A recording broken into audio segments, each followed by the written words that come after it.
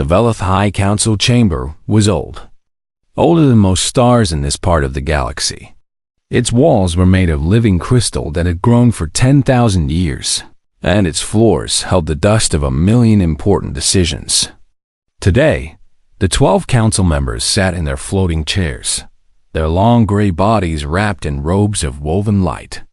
They were discussing the human problem.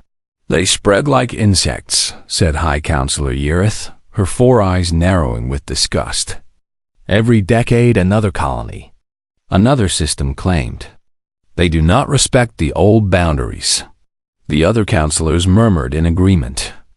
The humans had arrived in the galaxy only 300 years ago, crawling out of their little blue planet in ships that burned crude fuel. The Velith Consortium had watched them with amusement at first. Such primitive creatures. Such short lives. Surely they would destroy themselves, as young species often did. But they had not destroyed themselves. They had grown. They had spread.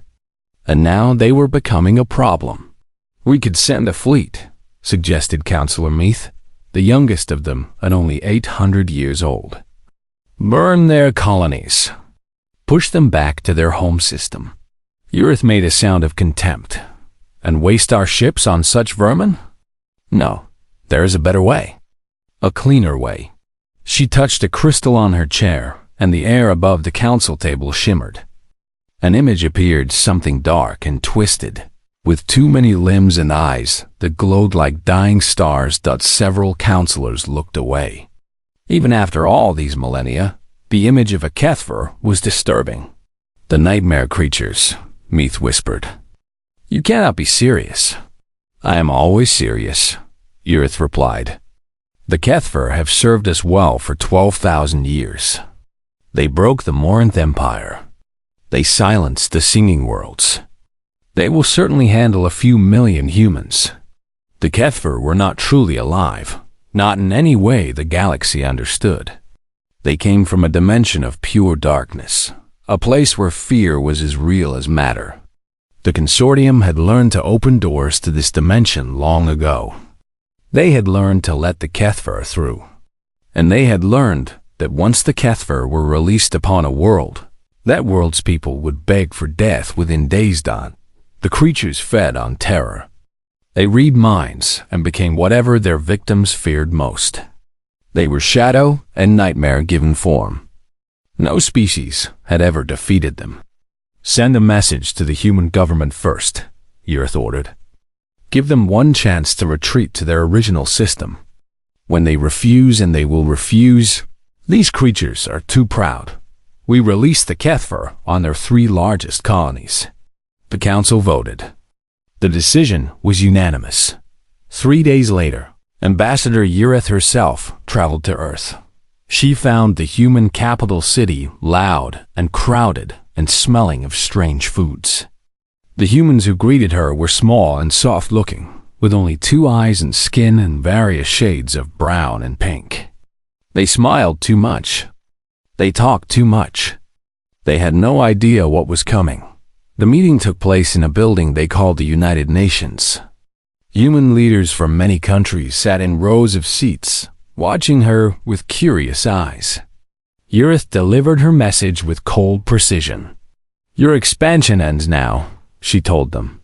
"You will abandon all colonies beyond your original star system. You will remain on your Earth and your Mars and your Moon. You will go no further. This is not a negotiation. This is your only warning." A human male stood up. He was old, with white hair and dark skin lined with age.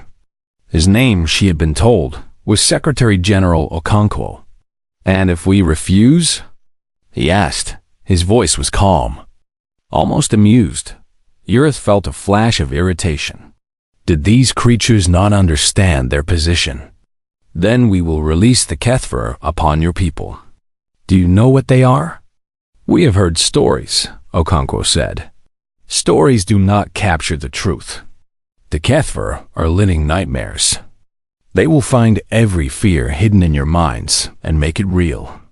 Your people will die screaming, begging, driven mad by terrors they cannot escape. Your species will be broken within a single cycle. This is not a threat. It is a fact of galactic history. The humans looked at each other. They whispered among themselves. Then, to Eurith's surprise, several of them laughed. Not nervous laughter. Real laughter, as if she had told a joke. Okonkwo smiled at her. It was a strange smile, one she could not read. Ambassador, we thank you for your warning. But we will not abandon our colonies. We will not retreat. And as for your nightmare creatures, he paused. We look forward to meeting them. Eurith stared at him. In all her centuries of life, she had never seen a species respond this way. Did they not understand? Did they think she was bluffing? You are fools, she said quietly. Perhaps, Okonkwo agreed. But we are human fools. And we do not run from the dark. Eurith left Earth that day with a feeling she had not experienced in centuries. It took her some time to identify it. Eventually, she realized it was confusion. 1 week later, the consortium opened the dimensional gates above 3 human colonies. Nova Helsinki, New Singapore, Armstrong's Landing. 12,000 Kethver poured through each gate, dark shapes that twisted reality around them. Creatures that existed halfway between nightmare and truth. The Kethver descended upon the human cities like a plague of shadows. They began their ancient work of terror. They reached into human minds, searching for fears, preparing to become the monsters that lived in human dreams. And then something went wrong. The first reports came within hours. A Kethver commander sent a message through the dimensional link.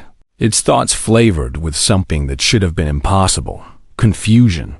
The prey does not run, it reported. The prey does not scream. The prey fights. The consortium monitors checked their equipment. Surely there was an error. More reports followed.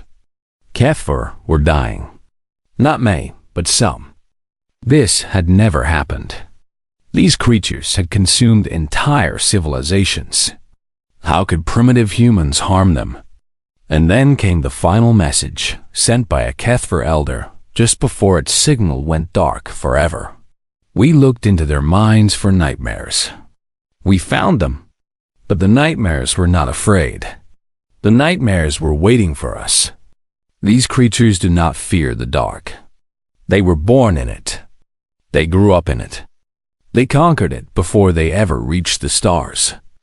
And now, the message cut off. When consortium analysts examined the recording later, they found one last fragment, barely audible. Something else is coming through. Something from inside the humans. Something worse than us. In her chamber on the homeworld, High Counselor Eurith felt the first cold touch of fear she had known in centuries. She had released demons upon the humans. She was beginning to suspect the humans had demons of their own. The city of New Oslo on Nova Helsinki was burning. Not with fire, but with shadows.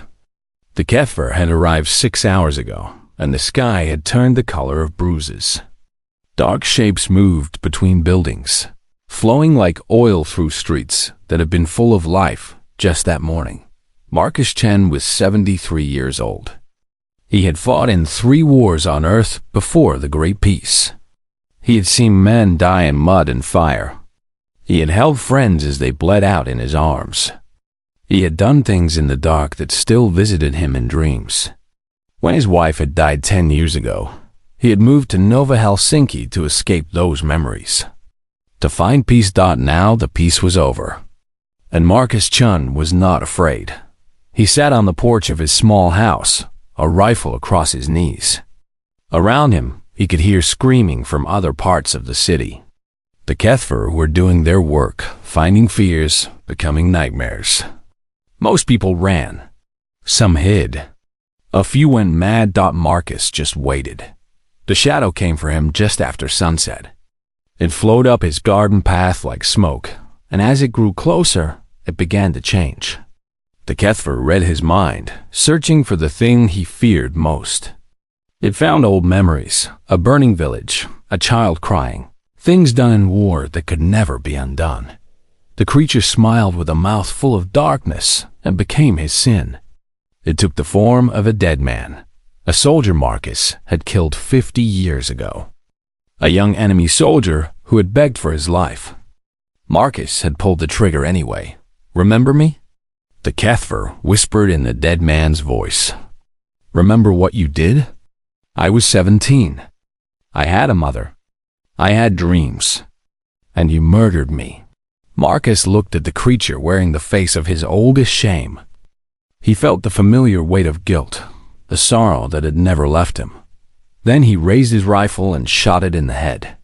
The Kethvar screamed a sound like breaking glass and dying stars. It staggered backward, dark blood pouring from the wound. The form flickered, losing shape. You think I forgot him? Marcus said, standing up slowly. His old knees ached, but his hands were steady. I see his face every night. I've been living with that ghost for 50 years. You think you can scare me with my own guilt? He fired again. I carry my demons with me, creature. I carry them every single day. You're not scary. You're just Tuesday. He fired a third time, and the Kethver dissolved into smoke. Across the city, similar scenes were playing out. The Kethver had expected easy prey. They had found something else entirely. In the downtown area, a group of children huddled in a school basement. The lights had gone out hours ago. A Kethver found them in the darkness, reading their young minds for fears. It found monsters under beds, creatures in closets. The usual childhood terrors. It became a thing of shadow and teeth, rising up before the children with a roar that should have broken their minds. A 6-year-old girl named Emma stepped forward. She held a flashlight in her hand, not turned on, just held like a weapon. You're not real, she said firmly. Mommy says monsters aren't real. And even if you are real, the heroes always win. I'm going to be a hero. She turned on the flashlight. The beam hit the Kethver, and the creature flinched. It was not harmed by light, but it was harmed by belief. By courage. By a small human child who had decided not to be afraid. Emma did not know that flashlights could not hurt nightmare creatures. So the flashlight hurt the nightmare creature. The Kethver fled. At the colony hospital. Dr. Sarah Okonkwo, granddaughter of the Secretary General, was treating the wounded when 3 Kethver burst through the walls. They saw rows of injured humans. Easy prey. Terrified victims. They began to project fear, reaching into the minds of everyone present. They showed them death, disease, loved ones suffering. The doctors and nurses kept working. Mask, Sarah said calmly, holding out her hand. Doctor, there are monsters, a nurse began. I can see them. Mask, please. The nurse handed her a surgical mask. Sarah continued stitching a wound closed on an unconscious patient. The Kethver were confused. They increased their assault, projecting waves of terror strong enough to break the minds of most species. We have seen death before, Sarah said, not looking up from her work. We have held dying children. We have told parents their loved ones are gone. We have watched diseases eat people alive. We have seen the worst things the universe can do to a human body. She tied off the stitch. You think you can show us something we haven't already faced? One of the Kethver tried to become death itself, a robed skeleton with a scythe. The ancient human image of mortality. Sarah looked at it directly. We have a saying on Earth. Death is just another doctor with a perfect success rate. Now get out of my hospital. She threw a scalpel. It should not have worked. Scalpels were not meant to harm dimensional beings. But Sarah believed it would work. She believed with the absolute certainty of a woman who had saved lives with her bare hands and lost patients despite her best efforts. She had faced death honestly 1,000 times. The scalpel punched through the Kethver's form and kept going. The creatures fled out by morning. The reports coming back to the consortium were impossible to believe. The HFY were not just failing, they were being hunted. Humans had formed groups, armed with whatever they could find. They were tracking down the nightmare creatures and destroying them. A HFY lord, one of the oldest and most powerful of its kind, sent a desperate message to its masters. We do not understand these beings. We read their minds and find nightmares. Yes, but the nightmares are already defeated. Every human carries their own monsters, but the monsters are prisoners, not masters. These creatures have already fought their inner demons. They have already faced their deepest fears. There is nothing we can show them that they have not already survived. The message continued, growing more desperate. They evolved on a death world. Their planet tried to kill them every day. Ice ages, plagues, predators, starvation. They spent millions of years as prey animals, learning to face terror in the dark. And they did not just survive, they conquered. They became the apex predator of their world. They hunted their hunters. They killed the things that killed them. The final words of the message would be studied by consortium scholars for centuries. We made a mistake. We came to harvest fear from humans. But humans have already harvested all their own fear. They have faced it, fought it, and made it part of themselves. They do not fear the dark because they remember being the dark. Every human carries a monster inside them, not because they are weak, but because they are strong. They captured their monsters. They tamed them. And now, the signal began to break up. The HFY Lord was dying. And now they are letting the monsters out.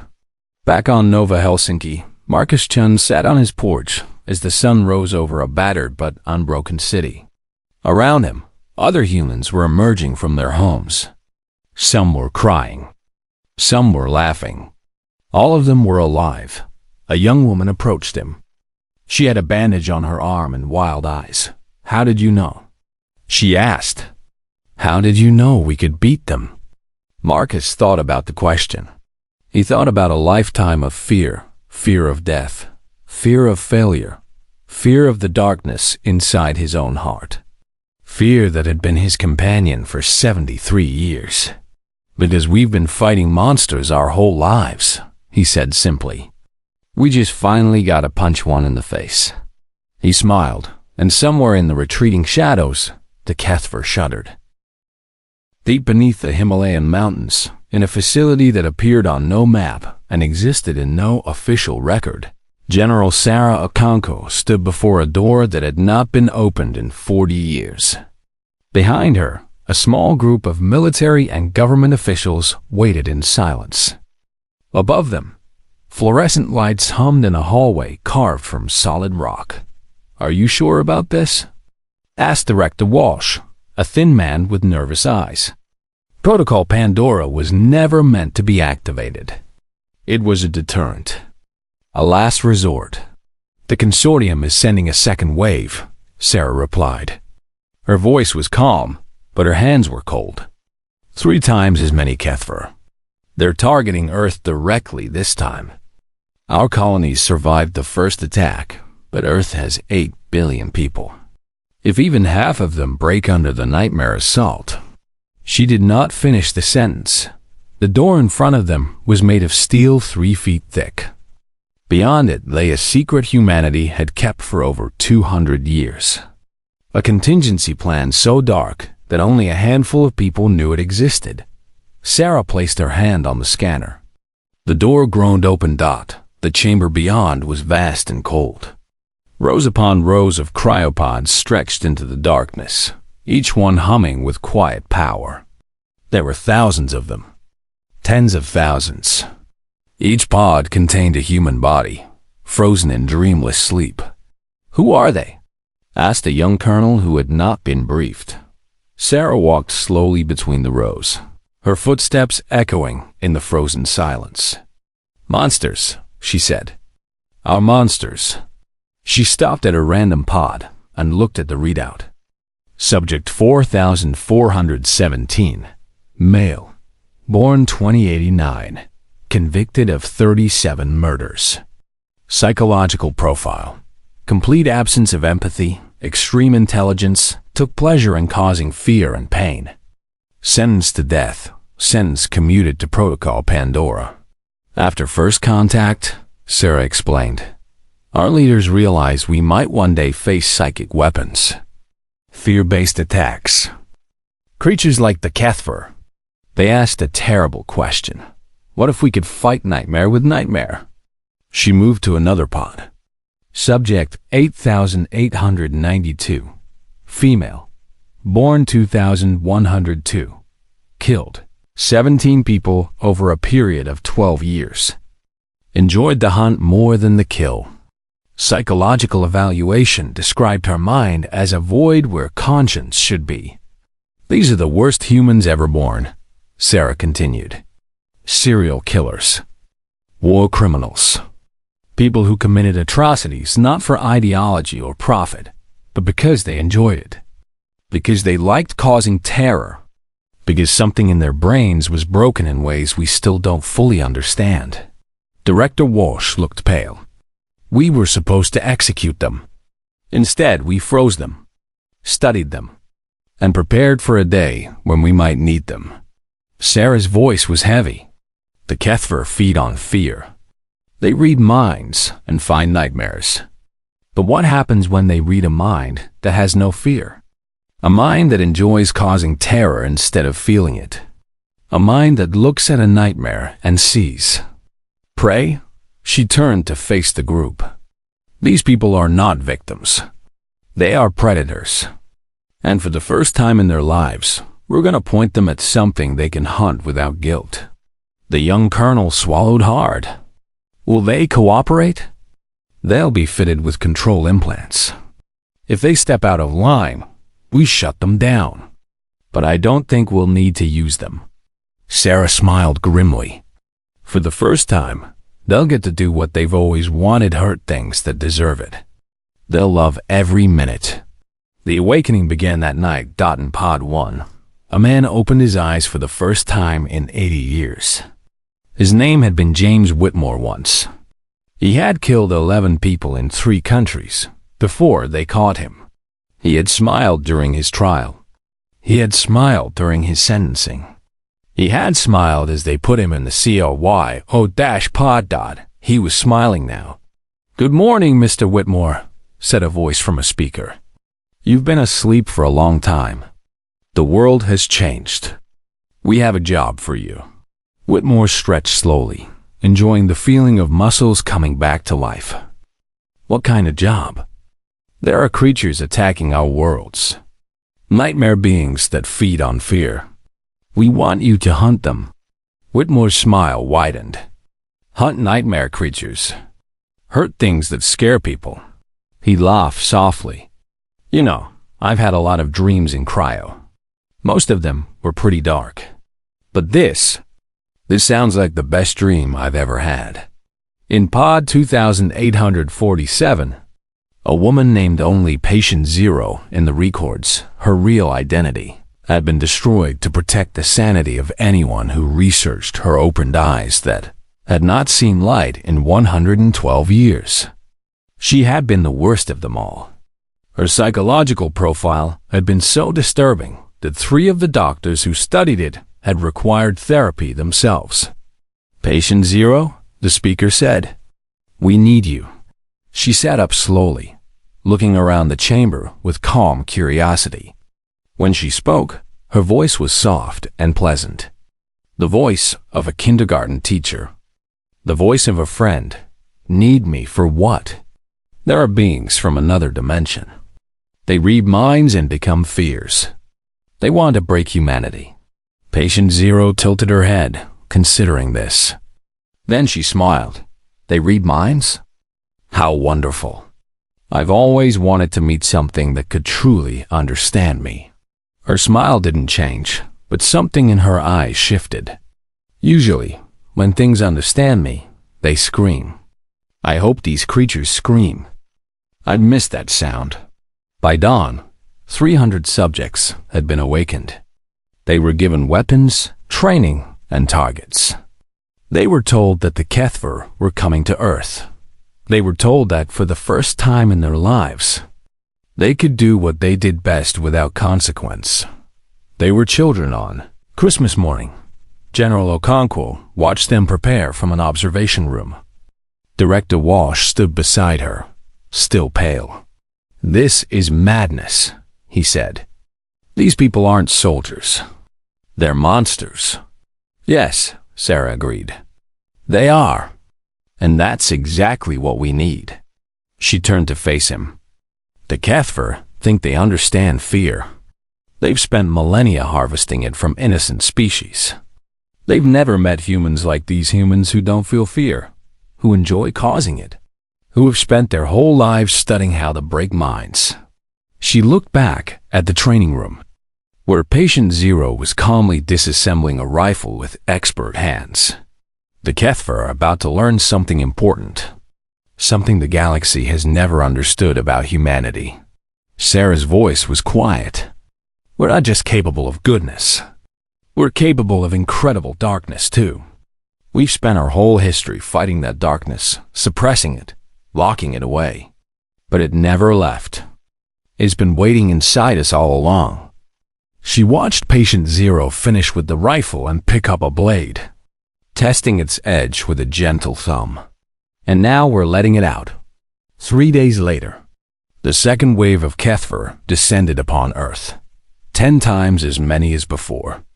The creatures poured from dimensional gates over major cities, ready to harvest fear from billions of humans. They found something waiting for them. In New York, a HFY lord materialized in Central Park, ready to begin its feast. It reached out with its mind, searching for fears to consume. It found James Whitmore standing in the darkness, smiling. "Hello," Whitmore said pleasantly. "I've been waiting for you. Do you want to know what I'm afraid of?" The HFY reached deeper, searching for fear, for weakness, for something to exploit. It found nothing but hunger, anticipation, joy. "The answer is nothing," Whitmore continued, walking closer. "I'm not afraid of anything. Never have been. But you know what I do feel?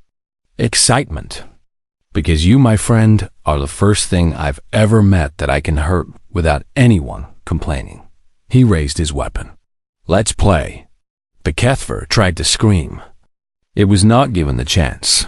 Across the world, similar scenes played out. The awakened monsters of humanity met the nightmare creatures of another dimension. And for the first time in their ancient existence, the HFY learned what it meant to be prey. They had come to Earth to harvest fear. They found something that fed on them instead. Proxima Station hung in the darkness between stars like a steel flower. It was humanity's largest military outpost, home to 50,000 soldiers and the most advanced weapons Earth had ever built. For 3 days, it had been under siege.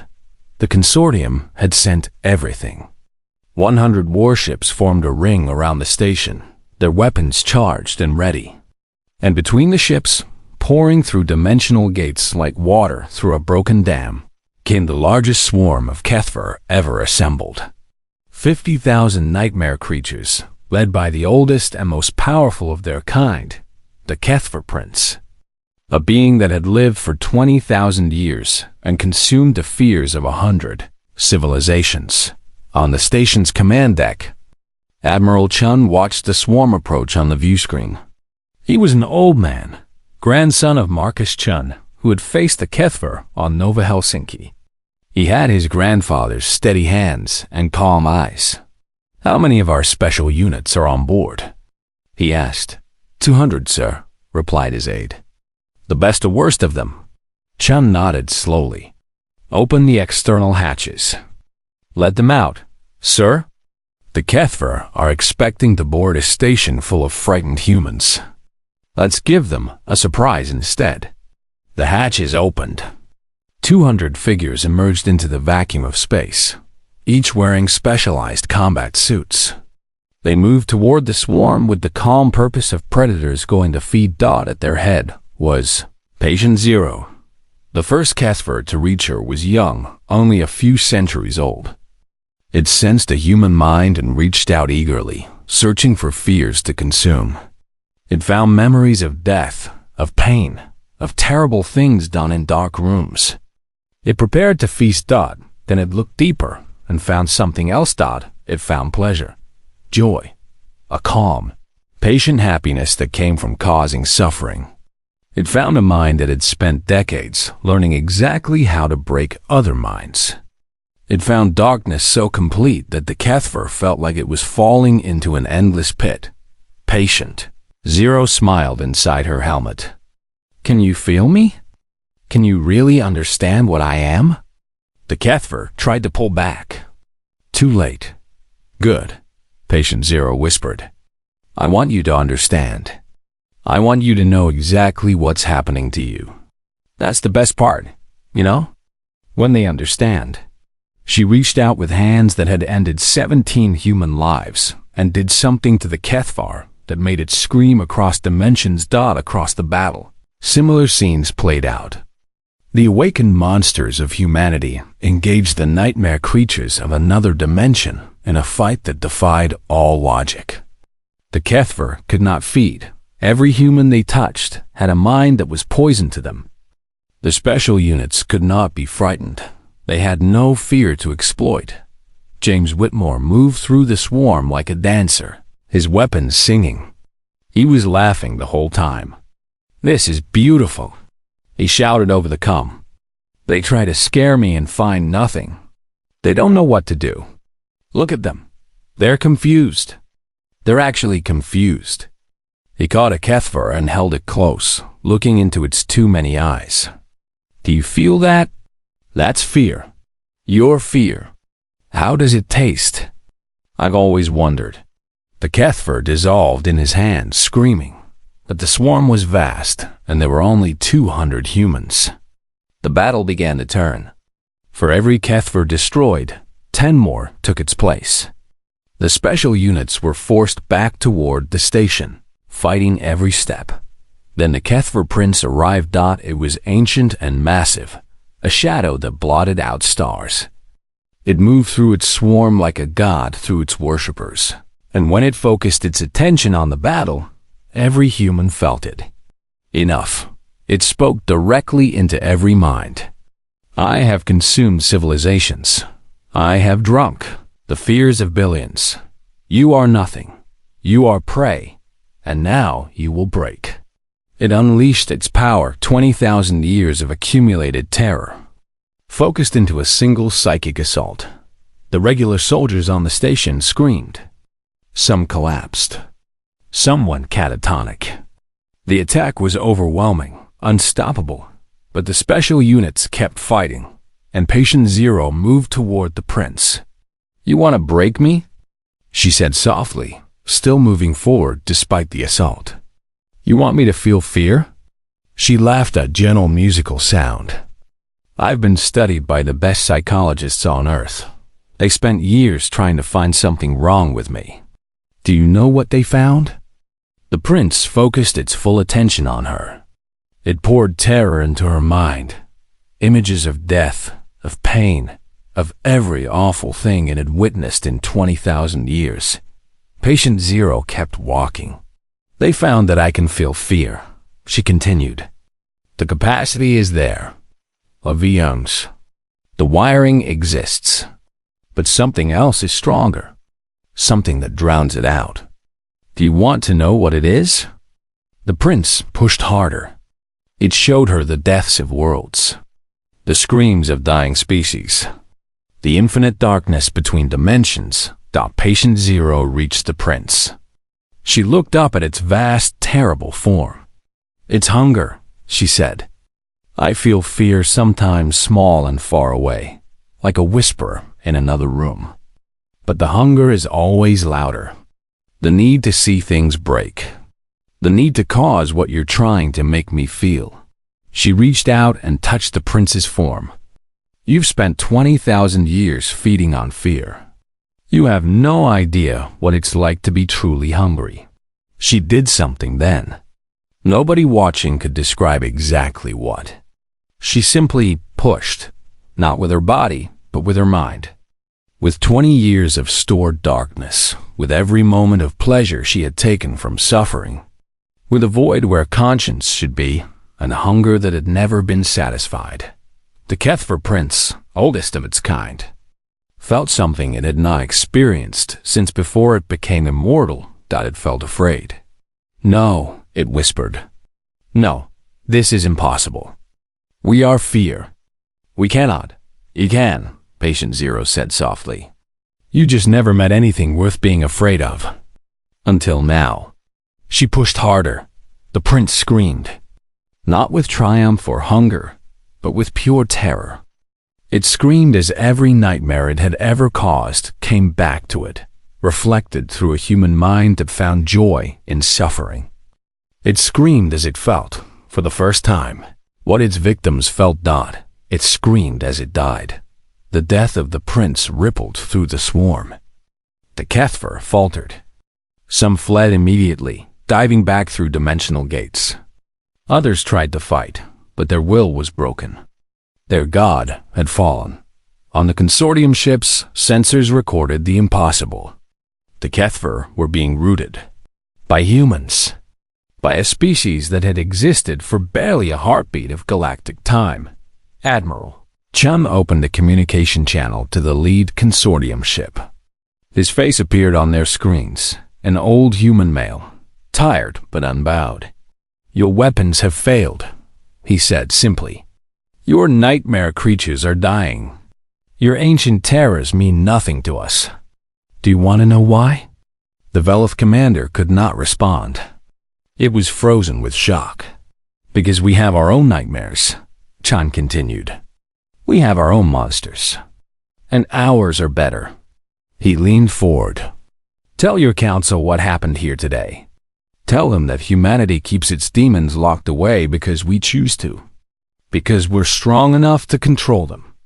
But if anyone threatens us again, we will open those cages. We will let our darkness out. And your entire consortium will learn what it means to be prey." He closed the channel dot around Proxima Station. The last Kethver fled. The consortium ships began to retreat. The battle was over. Patient Zero drifted in space, surrounded by the dissolving remains of nightmare creatures. She was humming softly, a lullaby her mother had sung to her long ago, before anyone realized what she truly was. "That was fun," she said over the com. "Can we do it again sometime?" Admiral Chun closed his eyes. Victory had never tasted so bitter, but humanity was safe. And sometimes, to protect the light, you had to embrace the dark. 1 month after the Battle of Proxima Station, Ambassador Urith returned to Earth. She came alone this time, in a small ship with no weapons. She came with her head bowed and her 4 eyes downcast. She came to surrender. The galaxy had changed in those 30 days. News of the Kethver defeat had spread across 1,000 worlds. Species that had lived in fear of the nightmare creatures for millennia suddenly looked at their ancient horror in a new light. If humans could destroy them, perhaps they were not so terrible after all. And everywhere, people whispered about the humans. The Death Worlders. The creatures who had faced galactic terror and laughed. The species that kept its own monsters on a leash.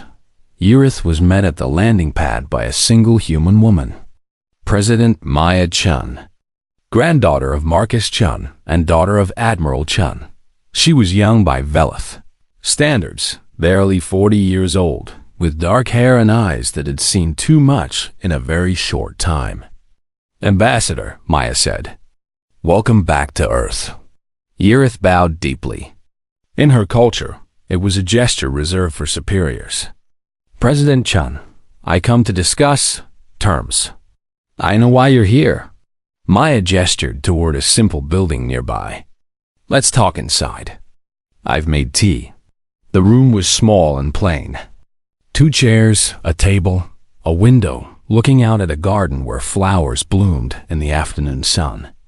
Maya poured tea for both of them, a human ritual that Urith had learned to accept if not understand.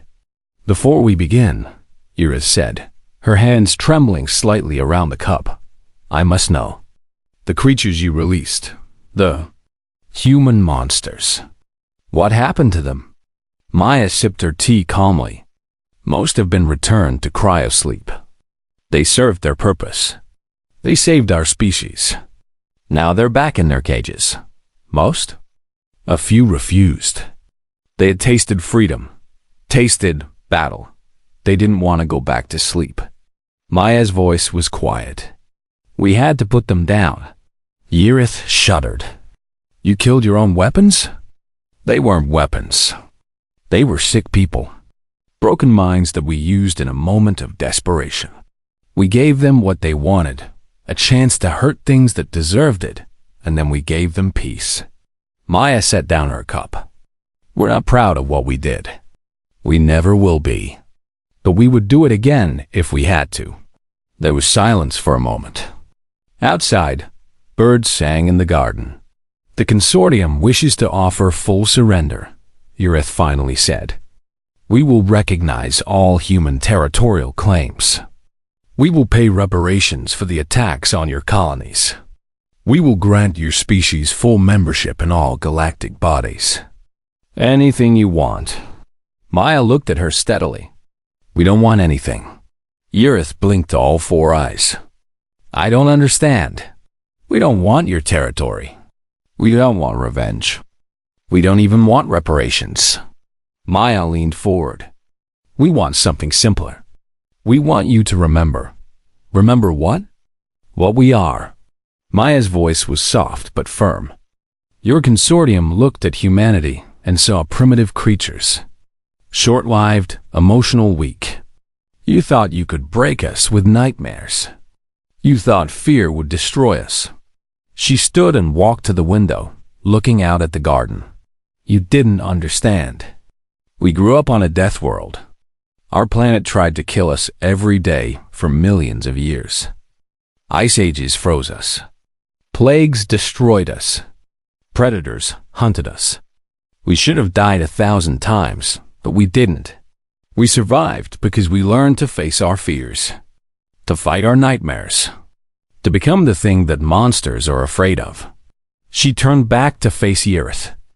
Every human child is taught to face the darkness. We tell them about monsters under the bed, and then we tell them to look. We teach them that fear is not the enemy, giving in to fear is. We raise warriors against the dark, Ambassador. Every single one of us. Yerith's hands were shaking badly now. Her teacup rattled against its saucer. And the others? The ones you awakened? Maya's expression grew sad. They are what happens when that warrior spirit breaks. When the darkness wins. They are our failures, Ambassador. Our mistakes. But even our failures are more terrible than your greatest weapons. Even our broken ones can destroy your nightmares. She returned to her seat. Do you understand now? Do you see what we are? I think I am beginning to, Yerith whispered. Good. Then take this message back to your council. Maya's voice became formal, almost ceremonial. Humanity does not want war. We do not want conquest. We want to explore the stars, meet new species, learn new things. We want peace. We will always reach for peace first. She paused, and her eyes grew hard. But if anyone threatens us again, we will not reach for weapons. We will reach for chains, and we will let loose what we have chained. We will introduce you to our demons, not the ones from other dimensions. The ones from right here. She tapped her own head. The ones we carry with us. The ones we have been fighting since the first human looked into the dark and decided not to run. Yerith bowed her head. I will tell them. See that you do. Maya's voice softened. An ambassador? This doesn't have to be the end. It could be a beginning. The galaxy is vast and old and full of wonders. There's room for all of us, Velith, and human, and 1,000 other species. We don't have to be enemies. She held out her hand, a human gesture of friendship. After a long moment, Yerith took it. 6 months later, Ambassador Yerith filed her final report on the human situation. It was studied by scholars across the consortium and eventually became required reading for any species that wished to interact with Earth. The report ended with a warning that would echo through galactic history. Do not threaten the humans. They do not fear their demons. They raise them. They name them. They lock them in cages deep beneath their mountains. And if you provoke them, they will open those cages. They will let the darkness out. And you will discover what we discovered at Proxima Station, that the most dangerous creatures in the galaxy are not the ones that lurk between dimensions. They are the ones that evolved on a small blue world, fighting every day to survive, carrying their monsters with them wherever they go. And in a final note, added by Yerith herself, I asked President Chun what humans fear now after facing the Kethver. She smiled at me, that strange human expression that can mean so many things, and said, "We fear what we always feared, ourselves, but that's okay. It keeps us humble." I do not fully understand what she meant, but I think I understand enough. The humans are not afraid of the dark. They have made peace with it, and that makes them more dangerous than anything else in this galaxy. Years later, the Kethver dimension was sealed forever. The cryopods beneath the Himalayas remained, their occupants sleeping dreamless sleeps.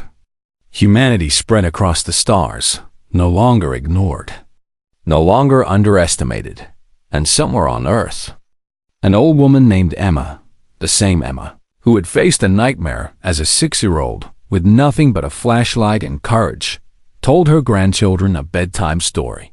Once upon a time, she said, monsters came from another dimension to scare humanity, but they forgot something important. They forgot that we had been fighting monsters since before we could speak. They forgot that we carry our own darkness with us wherever we go. And they forgot that the best way to defeat a nightmare is to look at it and say, "You don't scare me. I've seen worse." Her youngest grandchild looked up with wide eyes. "What happened to the monsters, Grandma?" Emma smiled. "They learned what we already knew, that the scariest thing in the universe isn't a creature from another dimension. It's a human being who has decided not to be afraid." She kissed her grandchild's forehead and turned off the light dot in the darkness. Nothing stirred. Nothing watched. Nothing waited. The monsters had learned their lesson. Humanity slept peacefully, carrying their demons with them into dreams, old companions now, tamed by a species that had faced the dark. And one not because they were not afraid, but because they had learned that fear was just another enemy to conquer, and humans had always been very good at conquering.